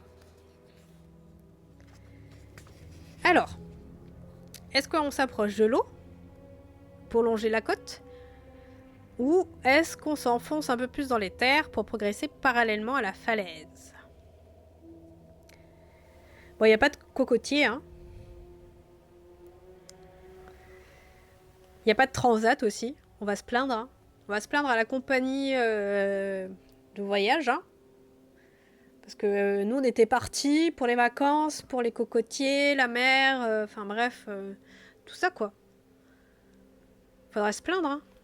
J'espère que notre personnel, il avait une bonne assurance, hein.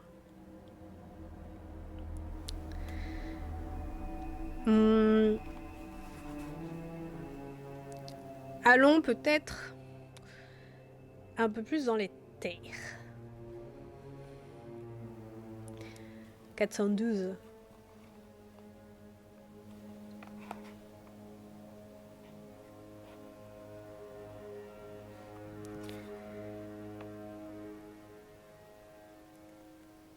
On pourra explorer le long de la mer plus tard.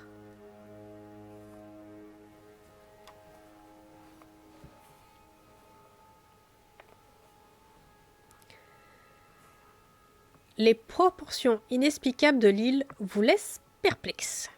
Selon vos calculs, vous n'avez pas dû vous enfoncer de plus de quelques mètres sur la plage, juste assez pour voir la mer sur votre gauche et les immenses falaises sur votre droite.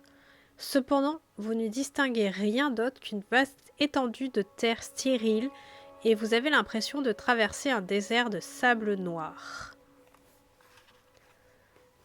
Oh! Nous partons dans le Sahara.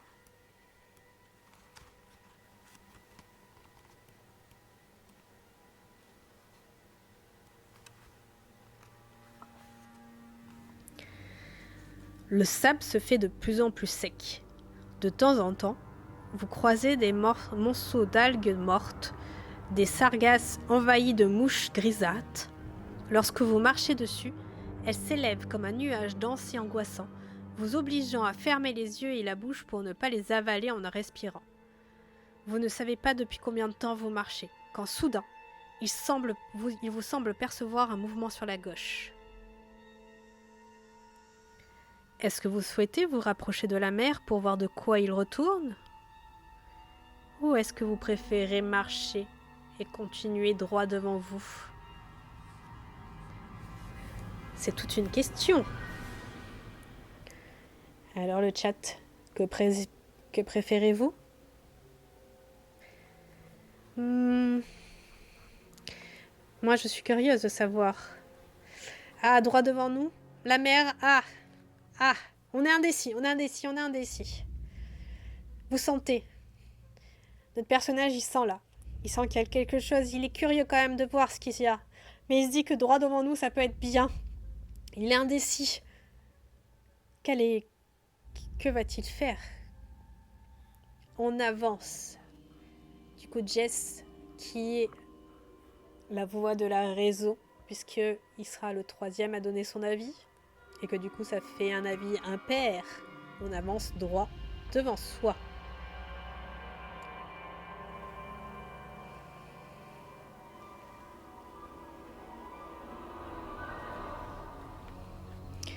Que va-t-il se passer? On avance. On est fébrile.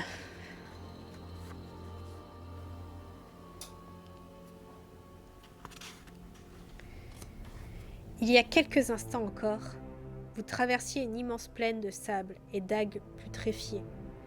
Rien ne semblait interrompre ce paysage désolé. La monotonie devenait telle que vous n'y prêtiez plus aucune attention. Ciel et terre se confondaient tant que vous ne saviez pas différencier l'éclat opaque du sable et celui des constellations presque indiscernables.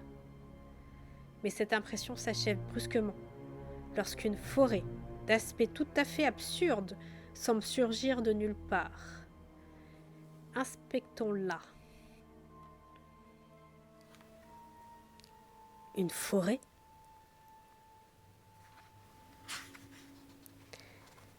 La forêt. Vous vous trouvez à l'orée d'une forêt de champignons, d'arbres fossilisés. En tout cas, vous n'avez jamais rien vu de semblable, pas même dans les livres d'histoire.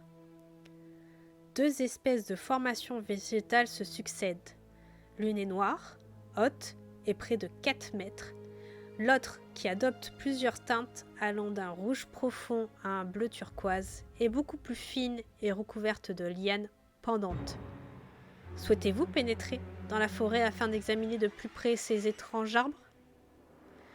À moins que vous préfériez la contourner par le sud pour rejoindre la côte ?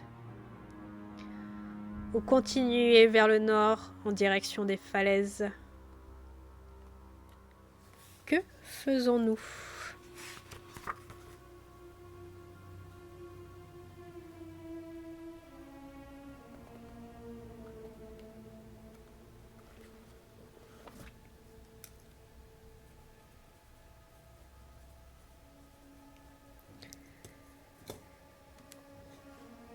On veut voir les champis, des champis.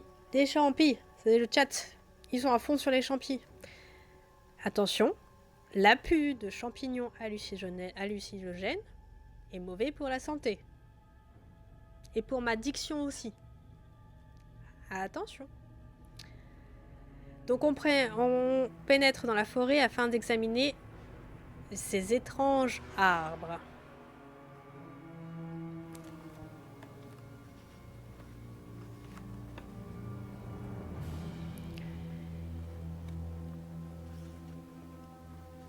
D'un pas décidé, vous dirigez vers le petit amas de champignons et de palmiers noirs, dans l'intention de vous frayer un passage à travers le feuillage pour les examiner. De plus près, cependant, vous êtes surpris de constater qu'il y a déjà un sentier libre de végétation que vous pouvez emprunter sans problème. Vous entrez prudemment et faites quelques pas parmi les végétaux. Que voulez-vous inspecter en premier ? Est-ce que vous voulez jeter un coup d'œil aux arbres noirs, à gros troncs ? Ou souhaitez-vous, à moins que vous souhaitez examiner ce qui ressemble à des champignons allongés aux couleurs vives ? Alors, vu ce que vous m'avez dit dans le chat, je pense que les champignons vont vous plaire.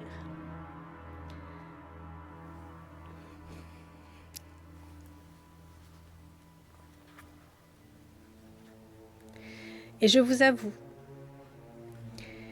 que j'ai eu une très grande envie de faire une blague sur les arbres noirs à gros troncs, mais que je me suis tue. Allons voir les champignons. Voilà. C'est pas bien, je sais, c'est pas bien. Vous pouvez me huer. Comme c'est étrange, vous étiez persuadé que les champignons étaient relativement proches. Pourtant, lorsque vous pénétrez dans la forêt, vous ne parvenez à entendre aucun. Vous parvenez à atteindre aucun. Alors que vous vous dirigez vers un groupe, vous prenez conscience que l'atmosphère s'est nettement obscurcie. À chaque pas, vous vous retrouvez encerclé par de plus en plus d'immenses troncs noirs et ficelés, et dont les plus hauts atteignent près de 4 mètres. Il s'en dégage une humeur huileuse qui sent le musc. Vous tentez de les éviter, et au moment de reporter votre attention sur le regroupement de champignons, vous découvrez avec consternation qu'ils semblent s'être dispersés. Est-ce que vous souhaitez persister à examiner les champignons ? Ou est-ce que vous préférez quitter la forêt pendant qu'il en est encore temps en rejoignant le campement ?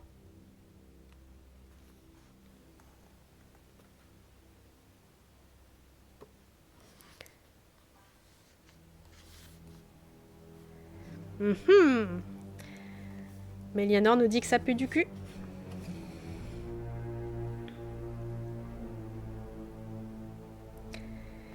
Et je vais pas vous mettre la petite... Oh si, je vais vous la mettre. La petite illustration.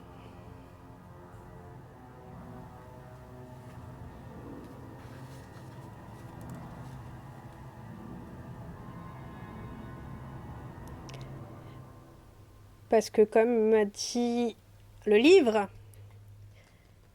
les illustrations comptent aussi.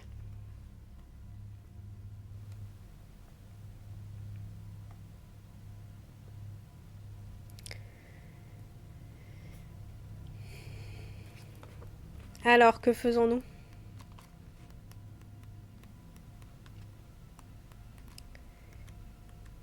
Moi, j'ai très envie d'aller voir ce que c'est quand même. Hein. Mais vous êtes maître.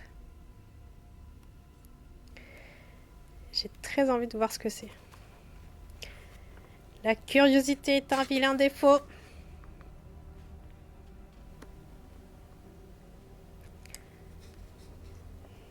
Puisque vous m'autorisez. Puisque Dark Xanas... Oula. Ma langue a fourché. Puisque Dark Xanax m'a autorisé et est prêt à aller voir. Allons voir. Est-ce que vous êtes prêt à affronter ce qu'il y a à affronter? Vous faites une dizaine de pas de plus vers les champignons. Mais ce n'est que lorsque vous perdez de vue la lisière de cette sinistre forêt que vous prenez conscience de ce qui se passe réellement. Vous tendez la main vers l'un des spécimens. Vos doigts l'effleurent presque quand soudain, dans un craquement pâteux, la créature fongique décolle de ce que vous pensiez être son pied. 3 paires de pattes surmontées de poils épais. Le spectacle vous évoque un énorme insecte sortant de sa chrysalide. Son chapeau se soulève lentement, révélant des dizaines d'yeux luisants qui se braquent sur vous. À l'instant suivant, une bouche répugnante s'ouvre pour pousser un cri silencieux et pestilentiel. Vous perdez 2 points de santé mentale. Fuyez à toutes jambes avant que l'être ne vous attrape.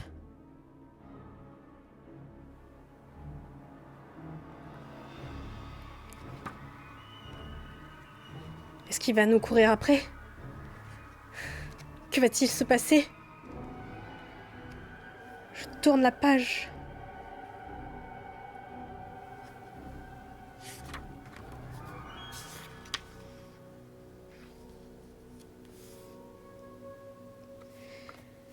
Vous vous apprêtez à courir vers la lisière, mais les palmiers sont maintenant si épais que vous ne voyez plus rien. Si vous voulez sortir d'ici, il va falloir trouver un moyen de vous frayer un chemin. Les champignons cessent de se comporter comme des champignons. Un à un, ils se mettent à se tortiller et tournent vers vous leur tête ellipsoïde. Avez-vous une torche? Avez-vous une torche? Ben non, on n'a pas de torche.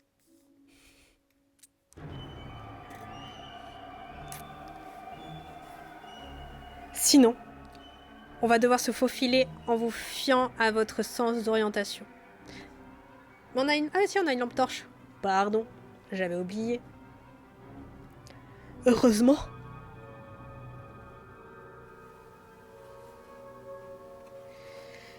Vous allumez la torche, à une vitesse que seule permet la terreur. Le halo lumineux révèle une scène digne d'un cauchemar. Les uns après les autres. Des champignons semblent pousser non seulement des pattes insectoïdes qui s'agitent frénétiquement, comme celles des mouches, mais aussi des ailes translucides. Ce spectacle vous fait perdre 2 points de santé mentale. Vous vous retournez pour chercher une sortie, mais il n'y a pas d'échappatoire. Les étranges palmiers noirs commencent à se dresser sur leurs racines. Ils se tortillent comme d'énormes vers. Les feuilles, flasques, de leur fête se sont déployés et d'immenses yeux, étrangement humains, s'ouvrent peu à peu à leur extrémité pour vous observer. Cette forêt abrite des créatures à mi-chemin entre l'animal et le végétal. Prenez vos jambes à vos coups! paragraphe 282.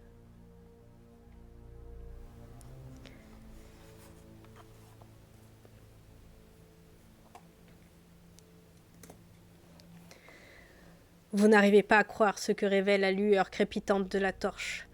Grâce à vos études de ces dernières années, vous êtes à même d'identifier les créatures qui vous pourchassent. Vous les avez vues dans le grimoire et dans les rapports de la maudite expédition arctique Pabodie, financée par l'université de Miskatonic. Vous êtes au milieu d'une colonie de 2 types d'êtres qui, d'après cette mythologie oubliée, viennent d'étoiles lointaines. Peut-être leur présence ici est-elle liée à l'étrange planète découverte récemment au-delà de l'orbite de Neptune. Devant vous, ces créatures noires se déploient telle une armée aussi mortelle qu'insensée.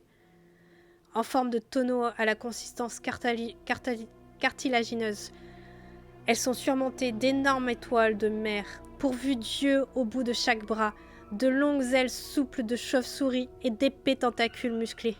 Vous vous frayez un chemin, courez, glissez, criez jusqu'à briser la voix, quand soudain, tout s'arrête.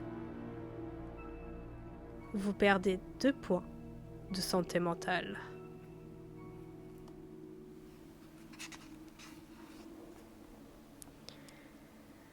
Vous courez sans but. Quelque chose vous frappe à l'estomac. Une telle force que vous êtes projeté au sol. Vous vous relevez, prêt à en découdre. Mais ce que vous arrêtez dans votre élan n'est que l'une des créatures cauchemardesques qui vous observent maintenant à bonne distance. Vous avez percuté un mur en bois. Vous vous retrouvez dans une clairière, bordée d'une clôture de fortune, faite de vieilles planches vermoulues qui, contre toute attente, suffit à tenir ces êtres à distance. Pourtant, ils pourraient les franchir sans le moindre effort. Vous jetez un regard circulaire, les étoiles brillent dans le ciel, tout autour de vous luisent des yeux dénués d'expression de ces choses. À vos pieds, plusieurs croix faites du même matériau sont plantées dans le sable noir. On va y faire un test de mysticisme. Attention.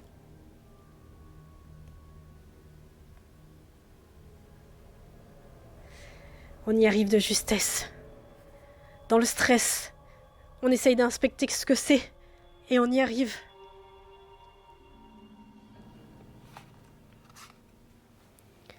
Vous croyez d'abord qu'il s'agit d'une des racines des anciens, lancées à vos trousses, mais ce que vous voyez n'a pas la consistance terrifiante de leur chair antédiluvienne. C'est un être humain, un homme vêtu de noir de la tête aux pieds. Il tourne lentement la tête pour braquer sur vous ses yeux vides et tristes. Un halo de mort l'entoure tel un linceul fantomastique. Des filaments noirs de réalité qui, à chacun de ses mouvements, s'échappent de lui comme de la fumée. Salutations! Vous faut-il aussi une sépulture sacrée? Il se lève, étirant sa silhouette comme la fumée d'une bougie qui se serait brusquement avivée, puis se met à crépiter vers vous. Vous perdez 1 point de santé mentale et lui affirmez à grands cris que vous appartenez toujours au monde des vivants. Lorsque vous retrouvez enfin le courage de regarder, vous découvrez son visage, aussi vide d'expression que de vie, à quelques centimètres du vôtre. De sa bouche, infestée d'asticots, d'où s'échappe une haleine digne des relents d'une douzaine de tombes ouvertes, il commence alors à vous parler.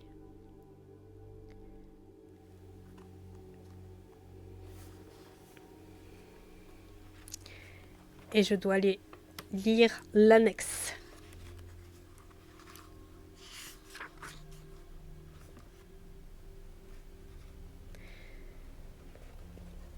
Le journal du père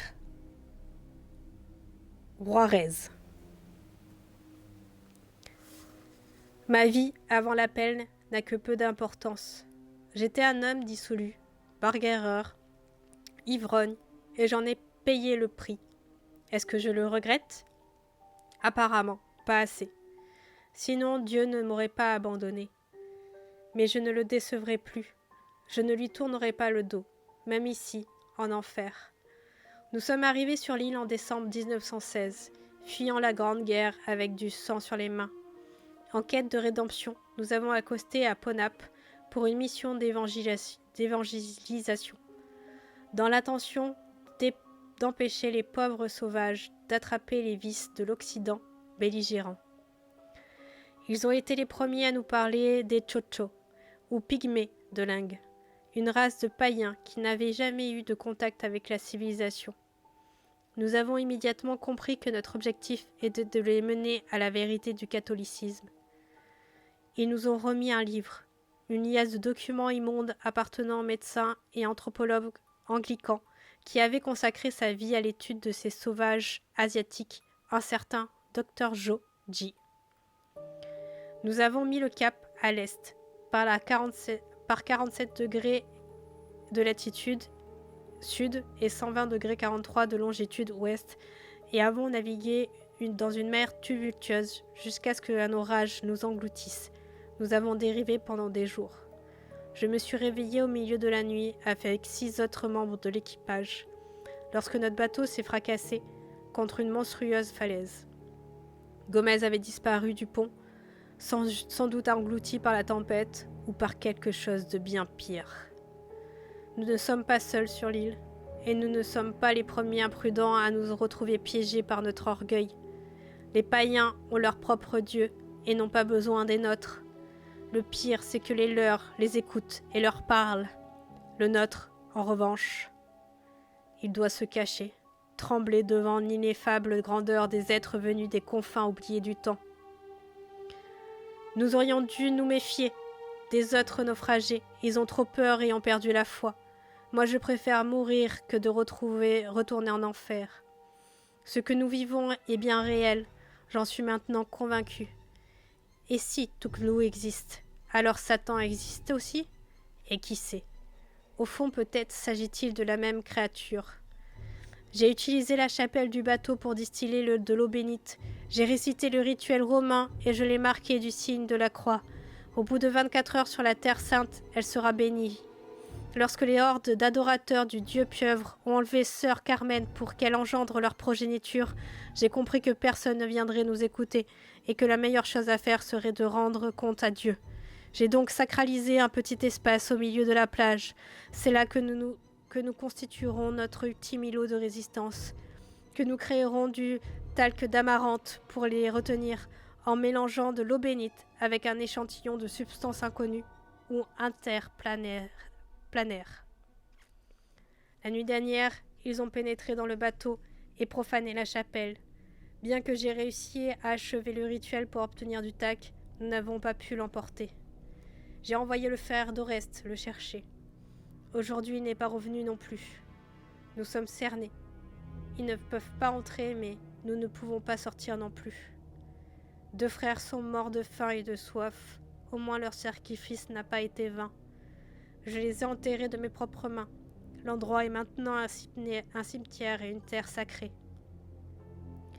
Je n'ai pas cédé aux supplications de frère Mendes. Il n'est pas question que nous mangions les corps. Désormais, il ne reste plus que moi. J'ai employé mes dernières forces à creuser ma tombe.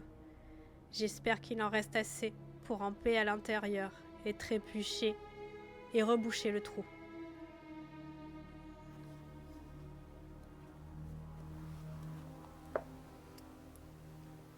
Un chapelet.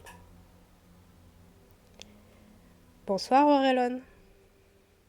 Oh, Lorne. Ok.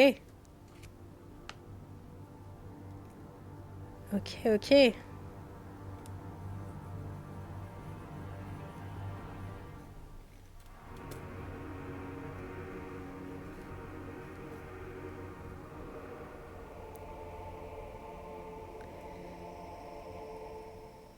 Et c'est sur ça qu'on va achever notre session d'aujourd'hui. Alors, comment vous avez trouvé? Comment vous avez aimé cette session? Ah oui, Aurélon, je suis désolée, tu arrives à la fin. Et en plus, je laisse le suspense. Que va-t-il se passer?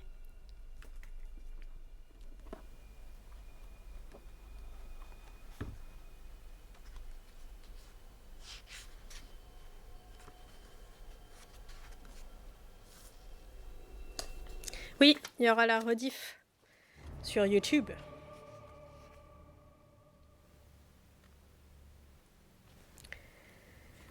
Une fois qu'on a lu le journal du père Juarez, on a des choix à faire. Mais tout ça, Est-ce que vous voulez savoir au moins les choix? La suite? On garde le suspense pour la prochaine fois.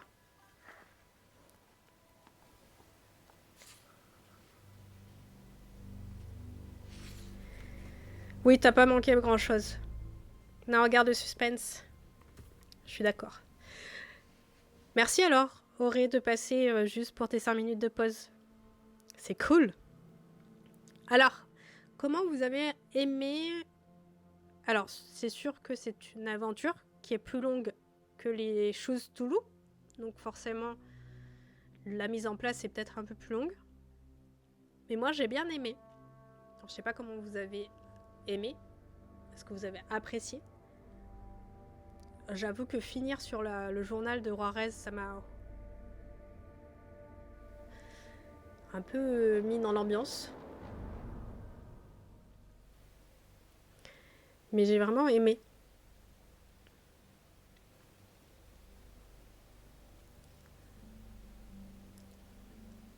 Et on n'est pas mort.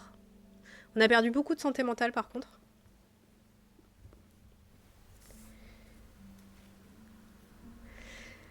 Ah, ma fatigue, oui, alors je suis malade. J'ai de la fièvre. Voilà. Donc j'ai voulu faire cette session parce que j'avais déjà annulé celle de mardi. Mais oui, je suis un peu fatiguée. Après, j'ai aussi fait en sorte que la lecture soit un peu plus solennelle. Enfin, c'était quand même le père. Voilà. Après, c'est peut-être ma voix qui a cassé un petit peu. Parce que... Voilà. Donc c'était très très cool. Normalement, on se retrouve... Pardon. On se retrouve demain pour les pots au feu avec Lisa et toute la bande sur le Ta gueule c'est magique, les objets magiques et tout ça. Et si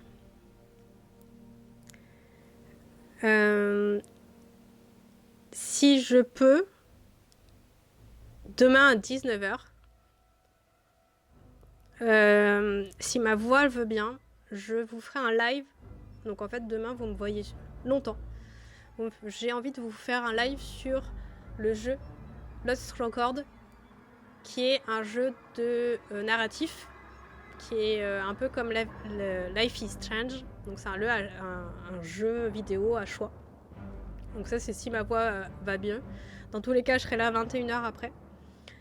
Donc à 19h, c'est si ma voix va mieux. Et 21h, c'est dessus. Voilà.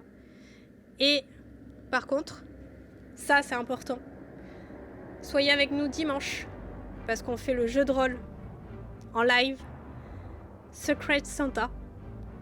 Donc un jeu de rôle d'horreur. Et je l'ai préparé. Alors c'est un scénario qui n'est pas de moi, mais normalement, il va être assez cool. Voilà. Donc toujours un scénario d'horreur. Et après, c'est les vacances. Donc à part mardi, où peut-être que je vais faire un live à 18h. Sinon, après, c'est 10 jours de vacances et on se reverra début janvier pour la suite.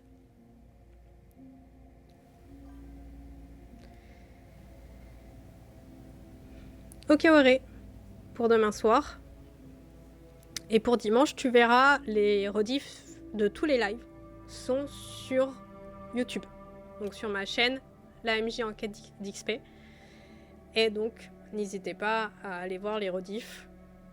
Et j'essaye de mettre les timecodes pour les jeux de rôle où vous aurez justement juste les timecodes du jeu de rôle et pas des blabla avant et après. Donc voilà. J'ai beaucoup aimé ce livre parce que justement déjà on combat pas systématiquement. On est quand même face à l'horreur. On se sent pas vraiment impuissant non plus. Parce que c'est ça aussi le risque qui aurait pu, c'est qu'on se sent totalement impuissant. Et en fait, dans le livre Survivre à Riley, j'ai vraiment l'impression... J'ai pas l'impression de subir. On perd de la santé mentale, mais les choix comptent. J'ai pas l'impression d'être face à des impasses. Et on découvre à chaque fois des choses. Il y a toujours du lore, des choses qu'on apprend. Et donc ça, c'est super top. Merci Auré. Bonne fin de pause. Reprends bien le travail. Bon courage si tu travailles. Merci Style, j'avais pas vu ton message. Tu me souhaites bon rétablissement. Après, c'est les vacances. Ça ira mieux. De toute façon, je suis toujours malade pendant les vacances. Donc voilà. Donc moi, j'ai vraiment aimé. Et j'ai hâte de voir ce qui va arriver à Edouard. Et si vous êtes OK, si vous êtes disponible pendant les vacances, on peut liver, je vous dis, mardi prochain, juste avant les fêtes de Noël, le 23 ou le 22, on verra, pour faire un petit live, peut-être plus le lundi 22, pour faire la suite de Edouard. Donc voilà.